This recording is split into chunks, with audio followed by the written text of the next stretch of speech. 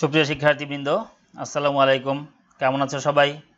আশা করছি সবাই ভালো আছো। ভালো থাকো এই কামনাই করি।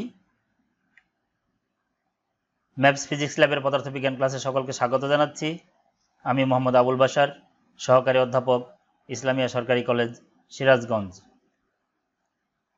সুপ্রিয় শিক্ষার্থীরা, আজ আমরা পদার্থবিজ্ঞান দ্বিতীয় পত্রের তৃতীয় অধ্যায় থেকে অর্থাৎ চলতরিত অধ্যায় থেকে কিছু গুরুত্বপূর্ণ বিষয় আলোচনা করব।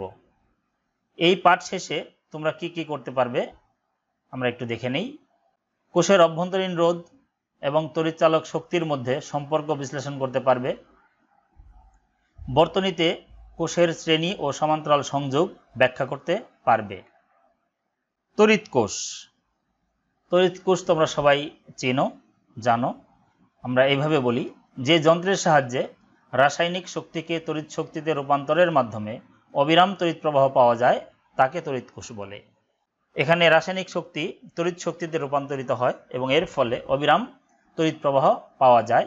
যেই যন্ত্র থেকে পাওয়া যায় সেই যন্ত্রটির নাম হচ্ছে তড়িৎ কোষ। আমরা এটাকে ব্যাটারি বলে থাকি। তড়িৎ কোষের ক্ষেত্রে খুব গুরুত্বপূর্ণ একটা রাশি হচ্ছে তড়িৎচালক শক্তি। কোষের তড়িৎচালক শক্তি এটি কি?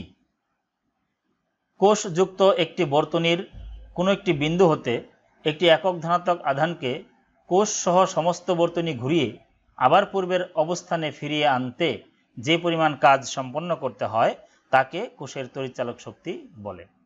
কোষ সহ যখন একটা বর্তনী থাকবে, সেই বর্তনীর যে কোনো একটা বিন্দু থেকে একটা একক ধনাত্মক আধান অর্থাৎ +1 কুলম্ব চার্জ বা 1 কুলম্ব ধনাত্মক চার্জকে সমস্ত বর্তনী ঘুরিয়ে, কোষ সহ সমস্ত বর্তনী ঘুরিয়ে আবার ওই বিন্দুতে ফিরিয়ে আনতে যে পরিমাণ কাজ করতে হয় তাকে বলা হয় কোষের তড়িৎচালক শক্তি। অর্থাৎ তড়িৎ প্রবাহটা চালনা করায় যে শক্তি, সেটাই হচ্ছে তড়িৎচালক শক্তি। একে কখনো কখনো আমরা তড়িৎচালক বলও বলে থাকি। তড়িৎচালক বল, এটাকে আমরা তড়িৎচালক বলও বলি। ইংরেজিতে বলা হয় electromotive force. Electromotive force, EMF. একে ই দ্বারা প্রকাশ করা হয়। এর একক ভোল্ট। খোলা বর্তনী অবস্থায় কোনো কোষের দুই প্রান্তের বিভব পার্থক্যই হলো কোষের তড়িৎচালক শক্তি। নর্মালি একটা ব্যাটারির দুই প্রান্ত, ধনাত্মক এবং ঋণাত্মক প্রান্তের মধ্যে যে বিভব পার্থক্য থাকে, সেই বিভব পার্থক্যটিকেই বলি আমরা তড়িৎচালক শক্তি।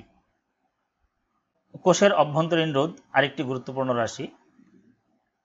কোষযুক্ত বর্তনীর মধ্য দিয়ে প্রবাহ চলার সময় কোষের ভিতরে তড়িৎ প্রবাহ যে বাধার সম্মুখীন হয় তাকে কোষের অভ্যন্তরীণ রোধ বলে।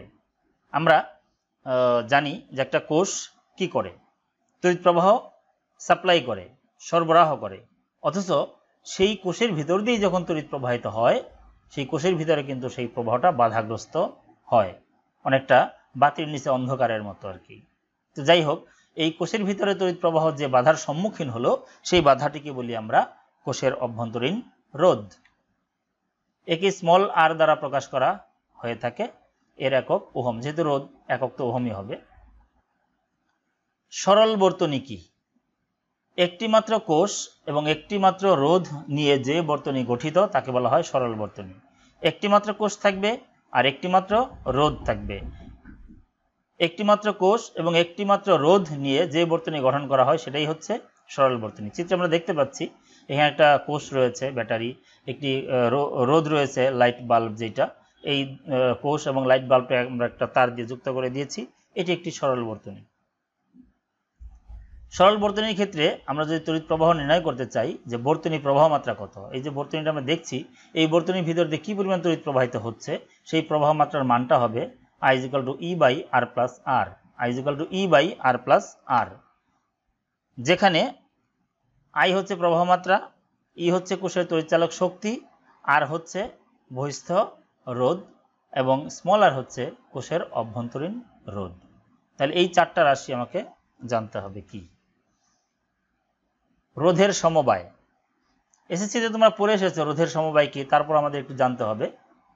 বর্তনী সম্পন্ন করার জন্য অনেক সময় একটি মাত্র রোধ ব্যবহার করে কাঙ্ক্ষিত মানের রোধ পাওয়া যায় না, সেক্ষেত্রে দুই বা ততোধিক রোধ ব্যবহারের প্রয়োজন পড়ে। কোনো বর্তনীতে রোধগুলো পরস্পরের সাথে কিভাবে যুক্ত করা হয় এই বিষয়টিকে রোধের সমবায় বলা হয়ে থাকে। অর্থাৎ আমরা যখন একাধিক রোধ ব্যবহার করি কোনো বর্তনীতে, সেই রোধগুলো কিভাবে ব্যবহার করেছি, কিভাবে যুক্ত করেছি একটার সাথে আরেকটাকে, এই বিষয়টিকে বলা হয় রোধের সমবায়।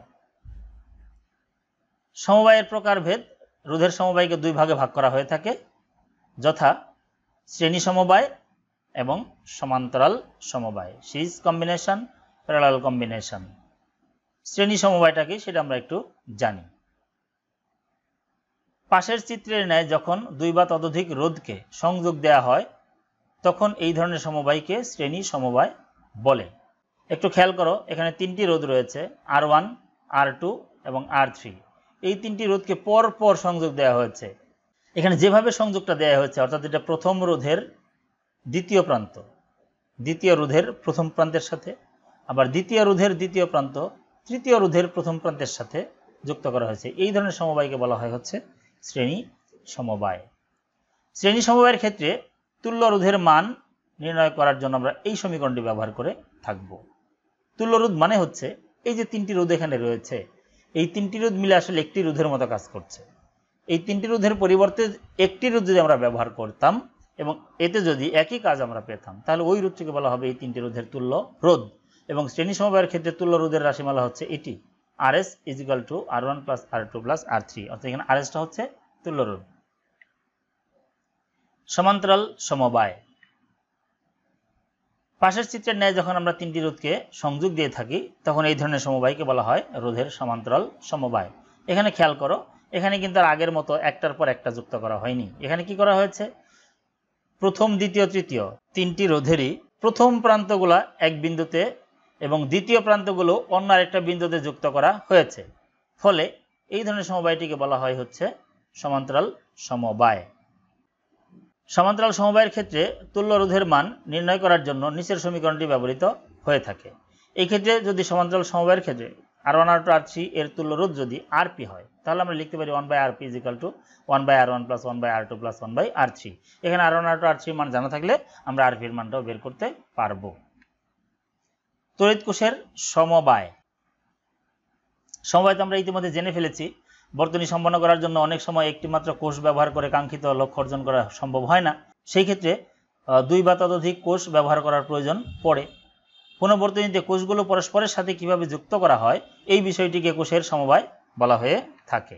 এখানে সমবায়ের প্রকারভেদ আগের মতোই, রোধের ন্যায় কোষের সমবায়কেও দুই ভাগে ভাগ করা হয়ে থাকে, শ্রেণী সমবায়, সমান্তরাল সমবায়। পাশের চিত্রে আমরা তিনটি কোষকে শ্রেণী সমবায়ে যুক্ত করেছি। এখানে খেয়াল করো, প্রথম কোষের ধনাত্মক প্রান্ত দ্বিতীয় কোষের ঋণাত্মক প্রান্তের সাথে, দ্বিতীয় কোষের ধনাত্মক প্রান্ত তৃতীয় কোষের ঋণাত্মক প্রান্তের সাথে পরপর যুক্ত করা হয়েছে। এই ধরনের সমবায়কে বলা হয় শ্রেণী সমবায়।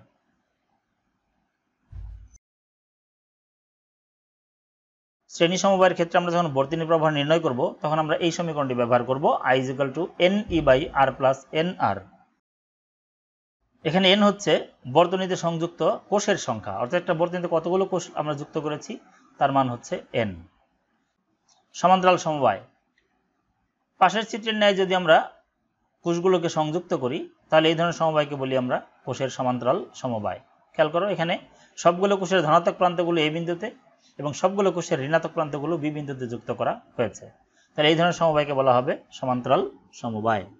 আর সমান্তরাল সমবায়ের ক্ষেত্রে বর্তনী প্রবাহ মাত্রা যেটা পাবো সেটা হচ্ছে I = NE/NR + R। এখানে খেয়াল করো, আগের সমীকরণে nটা ছিল নিচের nটা ছিল স্মল r এর সাথে, এখন nটা কিন্তু ক্যাপিটাল R এর সাথে। এটুকু কিন্তু পার্থক্য, যেখানে n হচ্ছে বর্তনীতে যুক্ত কোষের সংখ্যা। আমাকে সময় দেওয়ার জন্য সকলকে অনেক অনেক ধন্যবাদ। ভালো থাকো, সুস্থ থাকো। ভয় নয়, সচেতনতাই হতে পারে করোনা থেকে রক্ষার একমাত্র উপায়। তাই সদা সতর্ক থাকতে হবে। সকলকে ধন্যবাদ। আল্লাহ হাফেজ।